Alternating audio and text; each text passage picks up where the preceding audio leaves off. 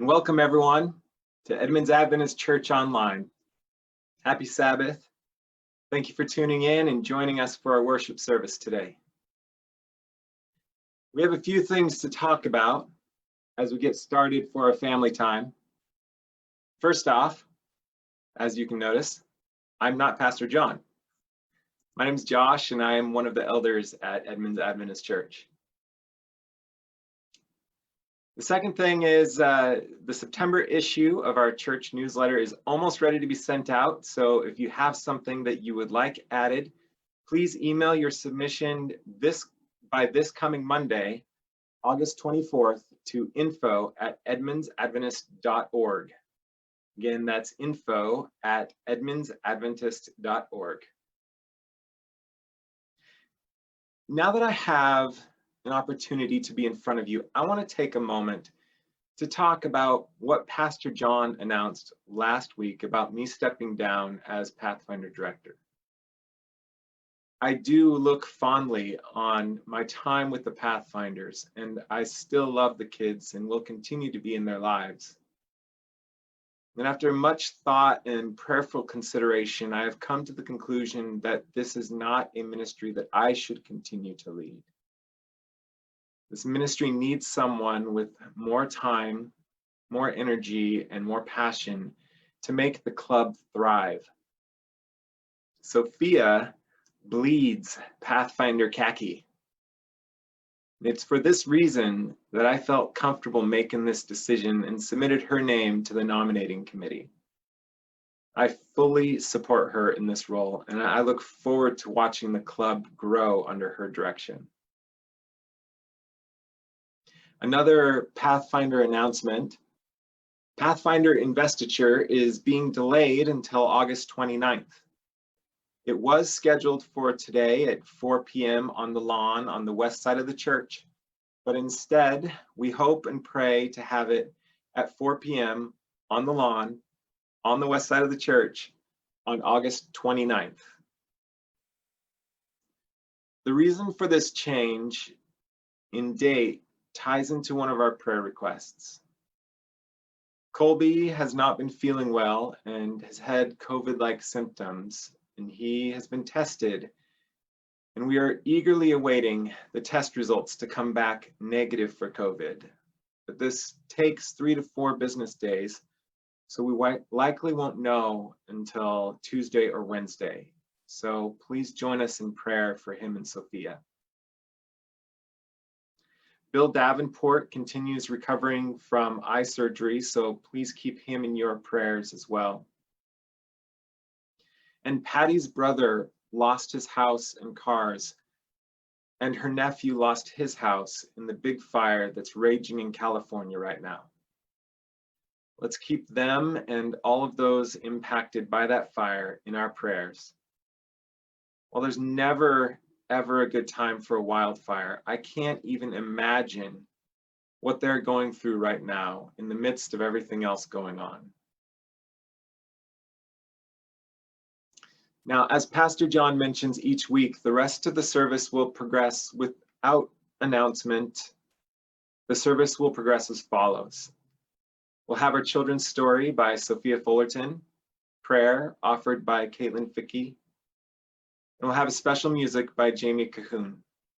And then the sermon straight into the benediction. So enough of me yapping. Calling all children, come forth and listen to what Sophia has to share today. All right, so today I've got an exciting story for you guys from when I was a kid. I was a very good swimmer growing up, and my brother was too. We took swim lessons every single year for a week, sometimes 2, at the local pool, and we love swimming, still do. And at that time, my youngest brother wasn't born yet, so it was just me, my brother Brandon, and the 2 of us. We would just always go swimming, and we loved to swim, but we were always so jealous of our neighbors because our neighbors had their own pool in their backyard, and we just thought that was the coolest thing. Not to mention the neighbor boys were also older than we were, so we just looked up to them and just like, oh, you guys are so cool, you have your own pool and you're so old. And so anyway, one day they finally invited us over to swim in their pool with them. And so excited were we that we just headed straight on over there, and I left my goggles at home. And that wouldn't be a big deal, except my eyes are really sensitive, and I've never been able to open my eyes underwater without goggles. So I was like, oh no, I left my goggles. I can't swim, And Puff's just like, don't worry about it. Just swim. Like, you're gonna be fine. You can just learn to open your eyes underwater. Like, it's high time you learned. And I'm just like, oh, I don't want to. So I was just like, okay, I will just keep my head above water. I'll be fine. So we're playing around and we're like splashing each other. They had this big inflatable raft that was so much fun. And we kept trying to claim it. We were basically playing like King of the Raft, and we'd be like trying to push each other off of it and be like, no, I'm on the raft now. No, I'm on the raft. And we were having a lot of fun in that. In the course of that, I started being able to be more comfortable putting my head into the water. I still had my eyes closed, and I would come up being like, but it was working out okay. Anyway, I started gaining confidence, and I was like, okay, I've got this genius plan to knock one of the neighbor boys off the raft and take him by surprise. I'm going to start over here on this end of the pool, and I'm going to swim under the raft and pop up and knock him off the raft from the other side so he never sees it coming. As a kid, I don't remember how old I was when this happened, but as a kid, that just seemed like a brilliant plan in my mind. Forgetting, of course, that I didn't have goggles, so I would not be able to see where I was going while I was under the water. So imagine that this is the raft. There's a little devotional book here. And this is the neighbor boy riding along on the raft, playing, paddling around, spinning, just doing his thing in the water. And this Yoshi over here is me. And I go, okay, I'm going to swim under the short side of the raft, come up the other side and go, ha! And then raft is going to be mine. That was the plan. So I go under the water, and I'm like, okay, if I just swim straight, I know I'll come under the short side of the raft. So I swim as straight as I think I'm going. And I have no idea what happened. I don't know if I just misjudged and went sideways and ended up going this way instead of exactly straight. I don't know if he saw me coming and turned the raft and was trying to get away. I don't know what happened, but for whatever reason, instead of coming up under the short side of the raft, whoops, and popping up and knocking him off the raft, I ended up coming under the long side of the raft. So when I went up to go grab a breath of air and pop up and knock him off the raft, my head hit the underside of the raft. And he was a heavy enough kid that I couldn't just gasp up for air. So I was like, oh shoot, I misjudged. I'll just swim a little further and come out the other side. So I swam a little further, came up again, bam, hit my head on the top of the raft and could not get air. And so now I'm starting to panic. Again, I don't have goggles, so I have no idea where I am in the pool. I have no idea whether I'm going this way under the raft or this way under the raft. And I can't tell if the raft is moving. And if I'm just unlucky enough to be moving in the same direction the raft was, no idea what was going on. And so I just keep trying to come up for air and keep hitting the raft, and unable to come up for air. And I start to panic. My little tiny lungs are out of air, and I'm not strong enough to push the raft off of me. And I'm too confused to figure out which way to go to get out from under the raft. So I start flailing and I'm just panicking. I think this is it. I'm too little to realize, I think, how close I was to death. I didn't really sink in. It wasn't until I was much older that I realized, I could have drowned right there. But when you're a kid, that doesn't always sink into your brain. So I'm just like, all I can think about is the fact that I can't breathe. And then just when I think it's just not, I'm just gonna run out of air and I'm gonna have to breathe in water, suddenly someone jumps into the pool and grabs me out from underneath the raft and pulls me up on the side of the pool edge. And turns out, once I opened my eyes and stopped coughing and sputtering, it was my mom. My mom had jumped in fully clothed and pulled me out from under the raft. Embarrassingly enough, we weren't even in that deep of a pool, but I was a tiny little kid and my mom was a full-grown adult, so she was just able to kind of and saved me. So she actually jumped in and saved me, which I was like, thank you, Mom. Moms are amazing. Do not forget to thank your mother for all the wonderful things she does for you, especially if she's happened to save your life. So anyway, she saved me. I was good. I spent most of the rest of that time sitting out of the pool, shivering in a towel, trying to get my breath back in my lungs. But we had ice cream. It was all good. But one of the things that experience taught me is how important air is. You do not realize how important breath is until you can't breathe. That is something anyone who's had asthma knows, anyone who's almost suffocated in any reason. If you ever can't breathe, the minute you suddenly can, air just feels so much better. And you're just like, ah, air. So value of breath, it's something that we don't always think about because it's such an automatic instinctive reaction for us. But breath is really important. If you look in Genesis 2:7, God brought us to life by breathing into us.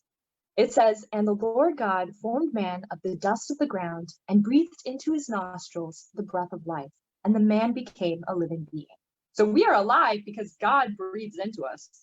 The value of that breath, of God's breath, cannot be underestimated. So that teaches us two things. First of all, that we need to rely on God for everything, our breath, our strength. If we aren't connected to God, if we don't rely on him for our most desperate needs, then we aren't going to have the strength, we aren't going to have the life, we aren't going to have the passion to do the ministries that God has called us to do. And then the second point is that we never know when we're not going to have breath. We never know when our breath might be gone. Our lives could be cut short. We don't know how long we have. So what are you going to use your valuable breath for? So after this experience, I would think back on it, and it wasn't until about high school that I started to think back on this experience again and go, what does it mean? What does it mean, the fact that I didn't drown in my neighbor's pool that day? What can I learn from this? And I realized that God gave me that breath for a reason. There's something I need to do with that breath. And I started to sing. I decided I'm going to use my breath to sing. I'm going to use my breath to sing. And I'm also going to use my breath to say kind words to other people. I'm going to use my breath to make the world a better place. So think about what you want to use your breath for. Think about what you're passionate about. Think about what God has called you to do. And find that most important thing that you want to spend your breath on. And then stay connected to that source of your breath, which is God, in order to have the strength and the energy and the passion to use your breath for God's glory. So that is the story for today. I hope you all have a happy Sabbath, and we will kick it to Caitlin for our prayer.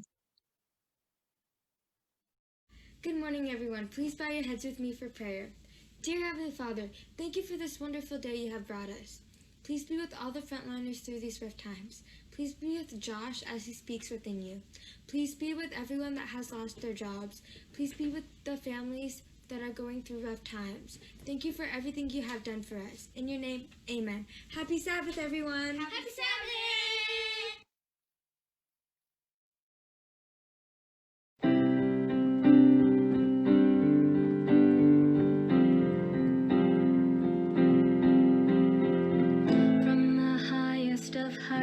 To the depths of the sea, creation's revealing your majesty. From the colors of fall to the fragrance of spring,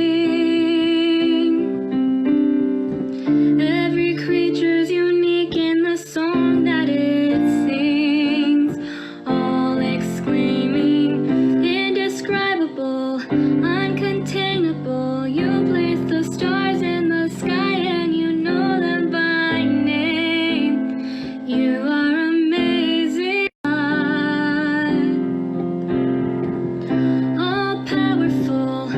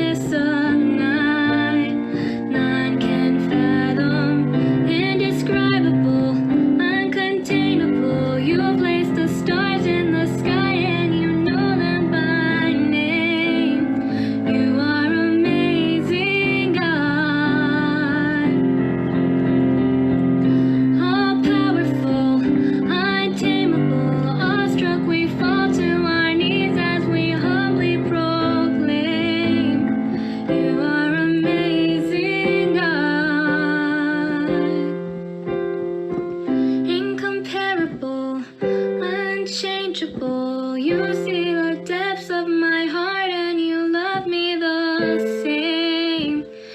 You are amazing, God. You are amazing, God. Thank you so much, Sophia, Caitlin, and Jamie. Thank you for serving the church so well with your gifts. And thank you to Rick Wright for all you do as a producer week in and week out. I don't think we appreciate how much that takes every week, so thank you. American writer and editor Thomas S. Jones Jr. wrote a poem titled Sometimes. It goes like this. Across the fields of yesterday, he sometimes comes to me. A little lad just back from play, the boy I used to be. He looks at me so wistfully when once he's crept within. It's as if he hoped to see the man I might have been. Have you ever felt like you aren't living your best self? Like you might have been or lived a more fulfilling life if only you took a right instead of a left, or if only you had trusted instead of going it on your own. If you'd answered yes to any of these questions, who's to say that you can't still be that person you might have been? If you've joined us online anytime in the last few weeks, you know that Pastor John is in a series titled Living Wisely, Living Well. Today, I'm going to attempt to continue this series by talking about living wisely and living well within your purpose and passion. But first, can I make a confession? I have not been living as wisely or as well as I could have been these last few months. I've been living in confusion, frustration, anxiety, fear, anger, and shame. Now, not the fear of the Lord that Pastor John spoke on a few weeks ago, but the fear of defeat, the fear of failure, fear that I won't live up to people's expectations, fear of a potential loss of job. Others are losing theirs. What makes me any different? There's always that possibility, you know? The anxiety goes along with that fear. What if COVID continues and the US can't get a handle on this? What happens if one of my loved ones get this? What if the political climate continues to get worse? What kind of world are we leaving our children? Am I going to fail at the ministries I'm a part of or those I'm leading? How can I devote more time to this? Well, I can't devote more time to this because if I do, I'll be neglecting my family. But God has called us to minister. But God, how do I do it all? That fear and anxiety leads to confusion, which leads to frustration, and at times, more often than I'd like to admit, that frustration escalates to anger. I'm confused because I was called to ministry, but that's not my profession. Confused because I don't understand why a pandemic has been turned into a political issue. Shouldn't we just want to do what we can to keep each other safe and healthy? I don't understand why every conversation has to turn political. As I realize, I just brought the word politics into this conversation. Remember how I just said that confusion leads to frustration, which leads to anger at times? Well, let's skip right over the frustration and head straight for angry, like the Hulk. Well, okay, maybe not Maybe not quite that extreme, but you get the point. So, anger. You see, I get angry at myself that I'm not doing the ministry that I think God has called me to because I have obligations. To be abundantly clear, I do not begrudge any of my obligations. Well, I mean, maybe aside from one, I mean, I probably wouldn't mind not having as much school debt, but ministry doesn't always pay the bills. And I have to provide for my family. I have student loans. I have a mortgage. We're going to have kids in college before we know it. I have a 12-year-old and an almost 10-year-old. We need a nest egg. We want a vacation. And then, yes, I realize I get angry at myself for using money as the excuse when it's really fear of failure and intimidated by not knowing where to start. Angry then again at people that do not seem to be taking this virus seriously, or what's the objection to wearing masks and social distancing? I'm angry that we're still arguing about racism in this country and that there are people who still look down on others because of the color of their skin. I'm angry that I keep slipping into old habits of poor diet and little exercise. I'm angry at myself for arguing with fellow Christians about what it means to be a Christian, as opposed to calmly shouting the love of God as loudly as I can. And actually, it's kind of ironic because Enid just sent me this image via text. Self-care is choosing not to argue with people who are committed to misunderstanding you. So basically, stop arguing. But then I'm ashamed. I'm ashamed that my view of being called into ministry is so narrow that it has to include a paycheck. Ashamed that I have not trusted God with my troubles as often as I should or could. Ashamed that I've so easily looked past the human to see the hate as opposed to the fear, the sadness, or the loneliness. Ashamed that I have not come alongside those who are afraid, sad, or lonely. Ashamed that I have loved easily those who think like me, talk like me, act like me, and believe like me, but have discarded the opinions, beliefs, and fears that are not like my own, even though some of those opinions, beliefs, and fears I've lived not so long ago. Ashamed that I'm not living up to the expectations that I put on myself, standards that I think others are holding me to. Ashamed that I'm not living up to the purpose for my life.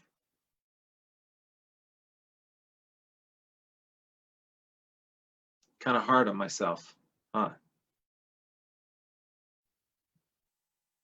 I've been thinking about this sermon ever since Pastor John asked me to speak.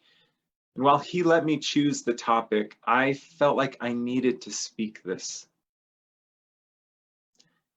I'm willing to bet that I'm not the only person who struggles with some of these same feelings and frustrations. Maybe not quite to the same extent. I realize there's a lot there. But I feel like many of us are continuing on the same path day in and day out as either lay people in the church, in our jobs out in the community, committing to the same ministry or job we've been working in for years because of a sense of duty, a sense of, if I don't do it, who will? A feeling of guilt or obligation or even fear of not finding something better. without a true sense of purpose, and definitely not living a passionate, purpose-filled life. So let's stop beating ourselves up for just a moment. Let's decide to change, to move forward, to live wisely and live well. Now, I want to take some time to unpack what I think it means to live in your purpose and passion. Sometimes I believe we get purpose confused. You see, I believe our purpose should align with God's purpose for our lives. So, what is that? What is God's purpose for our lives? Well, it's quite simple, really. We just seem to find ourselves stuck in making it more complex than it needs to be. Let's look at what I mean. Meet Jonah. I'm sure you're all familiar with who he is. He was a prophet in the Old Testament. God called him to warn the Ninevites of impending doom and destruction. It's pretty much what the book is about.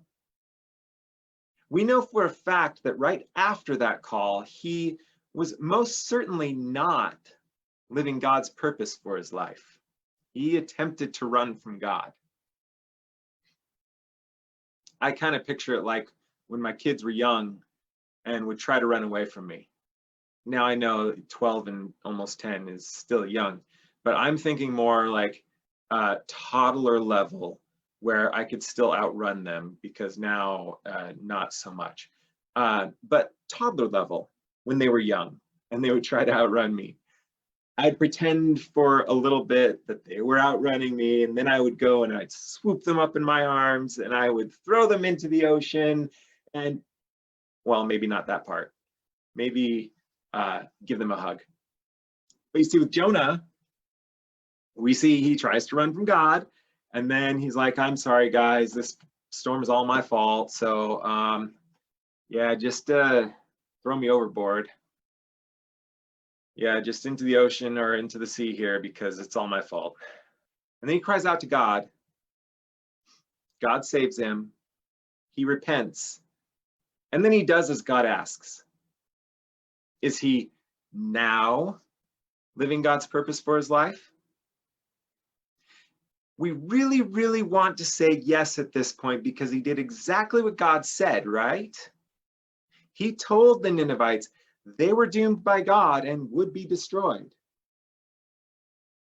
But we know what was in Jonah's heart. See, Jonah was a prophet of God. His calling was to proclaim God's warning to the people of Nineveh. And since he knew what God's heart was, to do this in love and passion in order that the people might repent. I mean, if God was fed up and really just wanted to destroy Nineveh, then why not just destroy them? Why warn them? Jonah knew why. Jonah 3, starting in verse 3, states, "This time Jonah obeyed the Lord's command and went to Nineveh, a city so large that it took 3 days to see it all. On the day Jonah entered the city, he shouted to the crowds, 40 days from now, Nineveh will be destroyed." That's all scripture tells us he said. Now I can imagine in his head he's thinking, and there's nothing you can do about it. But even with that short phrase, 40 days from now, Nineveh will be destroyed, even with that, as we continue in verse 5, it states that the people of Nineveh believed God's message, and from the greatest to the least, they declared a fast and put on burlap to show their sorrow. Even the king and his nobles did this. They even declared the animals wear garments of mourning.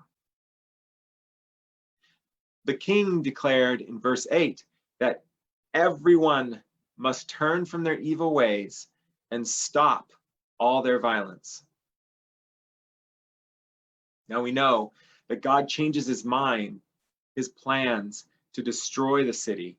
We know that this greatly upsets Jonah. He hates the Ninevites. He was waiting for them to be destroyed. His attitude was, God, if you want to destroy them, they deserve it. Just destroy them already and be done with it. Why send me, one of your people, a prophet for you to warn these heathens of their impending doom? I would like to take us to a slight detour for a moment, but I promise this will tie into Jonah's story. In Deuteronomy 10, we see this. And now, Israel, what does the Lord your God require of you? He requires only that you fear the Lord your God and live in a way that pleases him, and love him and serve him with all your heart and soul.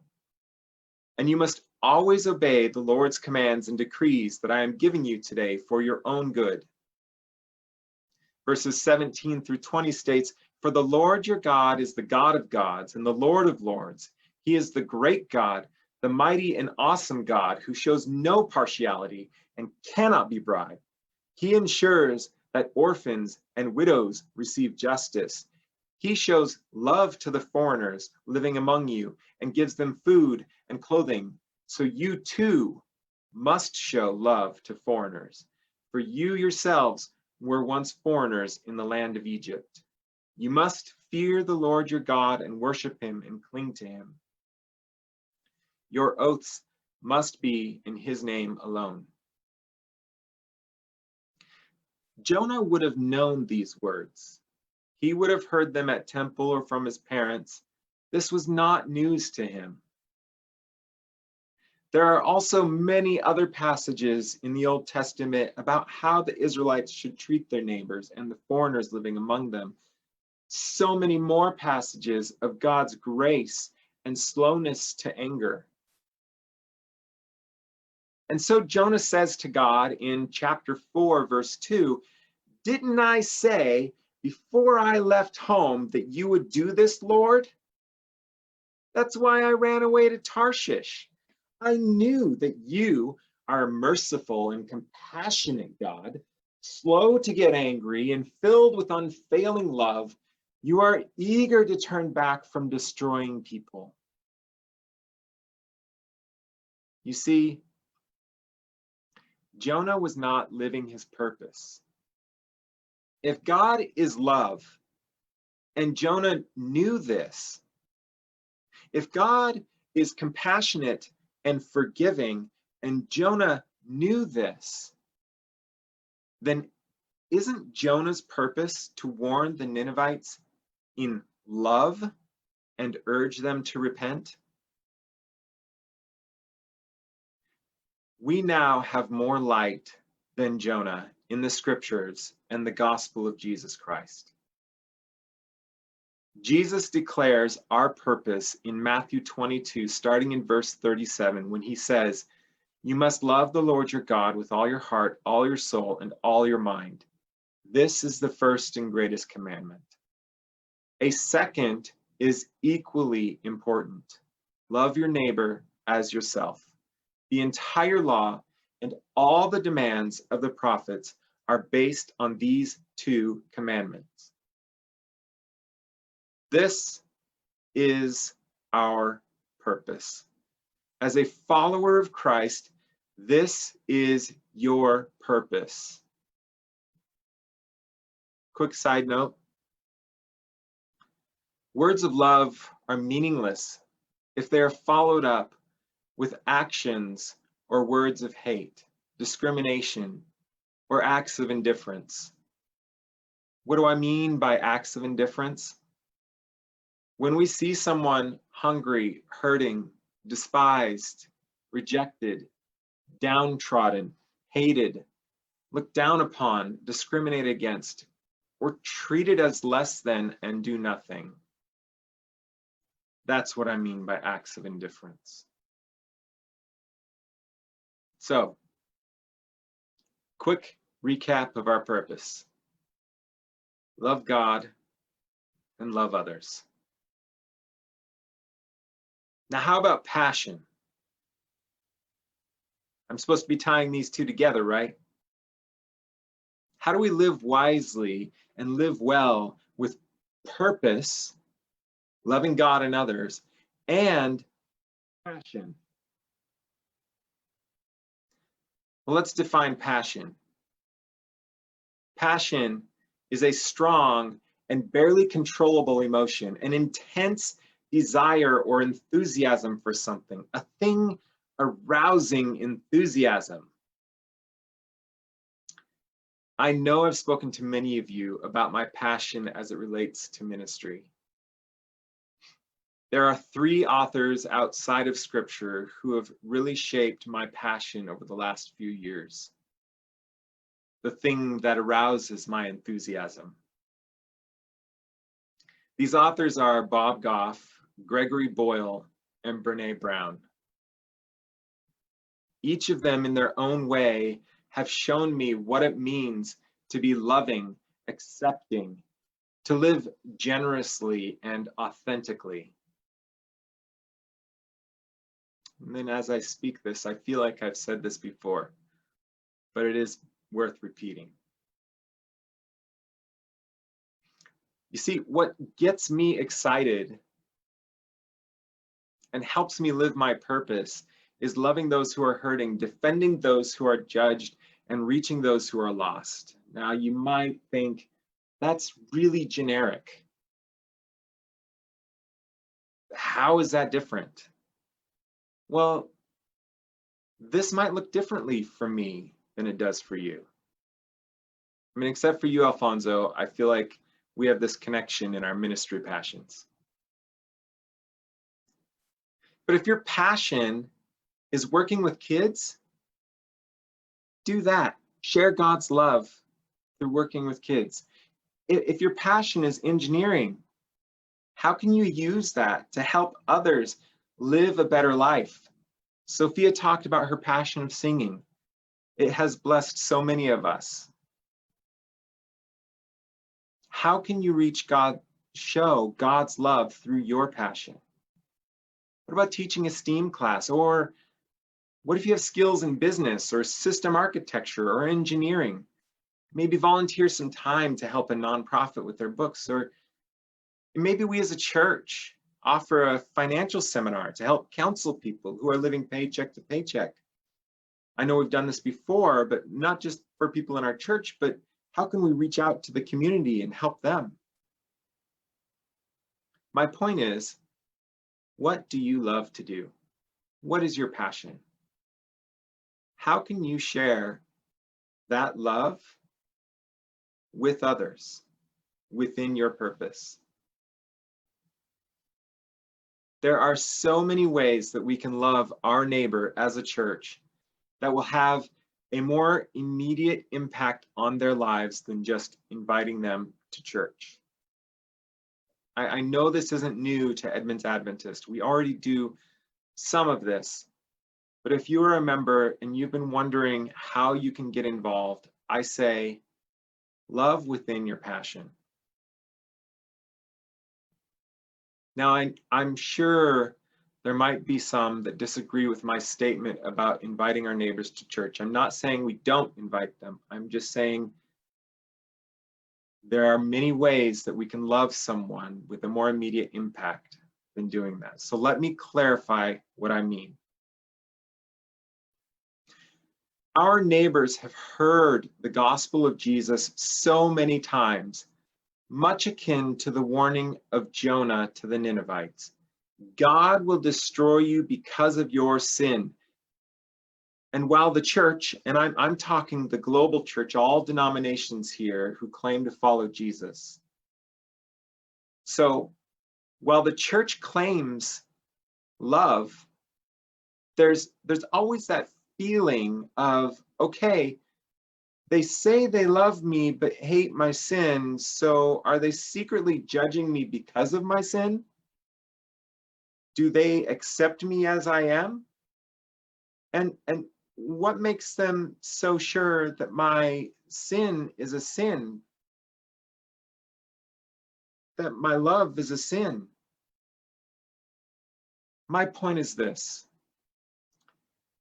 The message that the world is hearing shouted from the rooftops of churches today, aka the internet, is Jesus loves you, but your life is a sin, so get that right first before you come in here.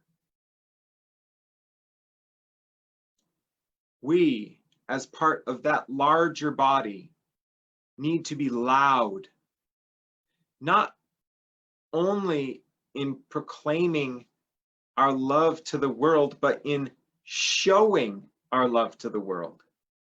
Our job was never, ever to judge. That is God's job alone. And He has already showed us how He will judge those who claim to follow Him in Matthew 25. So let's shout this from the rooftops instead, in our actions, not only our words. Jesus loves you, and we do too. Give us a chance to prove it to you. So, to wrap up, I want to leave you with some questions and/or actions that you can ask or take this week, if you are ready. First, ask this question: God, please show me where I have not lived your purpose in my life. I can tell you that for me, I already have heard of several areas that I'm working on. I mean, as you heard earlier in the sermon. And when you do this, please, please, please hear me. Don't beat yourself up. None of us are perfect. We are all a work in progress. God is not whipping you for your mistakes. Please don't flog yourself. Second, seek out one opportunity this week to live God's purpose of love for another person. Third, think about some activities that you enjoy, aka have a passion for, that would allow you to be love to others, aka live your purpose. Finally, and this one really should be the first, is to keep your mind and heart turned to God. Pray during this time of introspection. Walk in wisdom. Because as it says in Proverbs 28:26, whoever trusts in his own mind is a fool, but he who walks in wisdom will be delivered. If you can find your passion within the understanding of your purpose, this will go a long way towards living wisely and living well. Let's pray. God, we thank you for your love. We thank you for your grace. We thank you for your compassion and your forgiveness. We thank you that you are slow to anger and abounding in love. We ask that you would be with us today as we go about our day. We would enjoy this Sabbath. That we would find ways to love others. We would find ways to live your purpose in our passion. Thank you for being with us. In the name of the Father, the Son, and the Holy Spirit. Amen.